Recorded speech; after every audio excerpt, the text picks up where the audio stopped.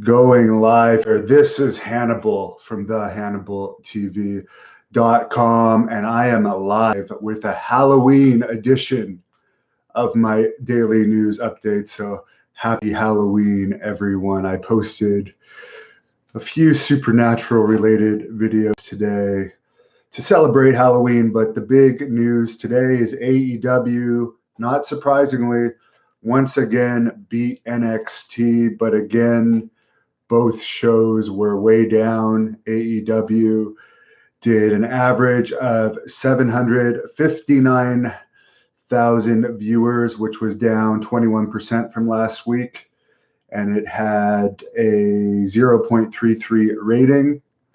NXT was not down as much as AEW, but they were still down. They only had 580,000 viewers. And the other thing about NXT that's newsworthy is apparently WWE isn't giving any of those NXT wrestlers raises now that they're getting $30 million a year for the NXT show. Good day to you, Charles Wright.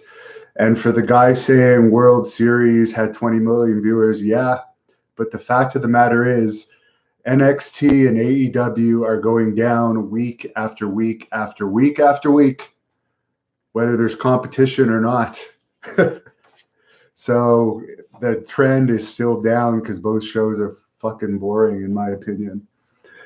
So I think that's pretty bad that WWE is not giving any of the NXT wrestlers a bump in pay, despite now that they're getting that NXT TV revenue. For the Saudi Arabia show going on right now, the biggest news points of the day is Brock beat Kane in a very quick match. Of course, Kane isn't trained that well. He's only had 2 matches, so they probably wanted to make it quick. Tyson Fury also beat Braun Strowman in what I was told was a very bad match. I did not see it.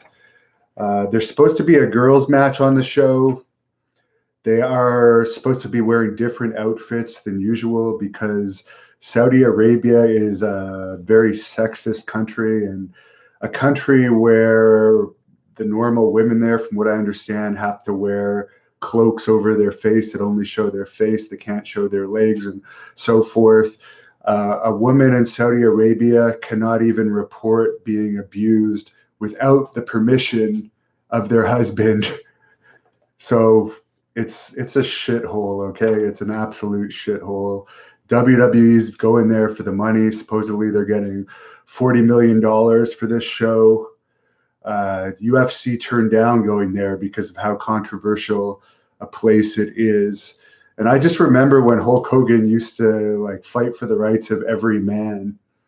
But we've seen what the real Hogan is all about in recent years. And I do admire John Cena for not participating in that show, and Braun Strowman. I think Sami Zayn as well. I respect those guys for not taking the payday and doing it, because you know what? That's something that is to be commended. For WWE did their stock call today. The stock is down overall. They expected $200 million in revenue for this past quarter, which I think was the third quarter, but they only had about 180 to 190 million. So just shy of the 200 million projections, but down nonetheless. Network subscribers were down, and apparently the network subscription could drop under 1 million soon. The live events revenue were down, and live event performance overall is weak. They admitted that there's been mixed reviews for this WWE 2K20, that there's been tons of glitches on apparently, and people are getting refunds on it because I guess they didn't test it good enough. I'm not a gamer, but that's what I've heard. WWE also isn't guaranteeing 2 Saudi shows a year moving forward. So that means that they're not, I guess, going to get guaranteed money twice a year from Saudi Arabia moving forward. There might only be 1 a year. Who knows? They also said they expect to win the war against AEW, this NXT versus AEW war. There's lots of money still coming in for WWE, but there's a lot of signs that point to their future is not very bright.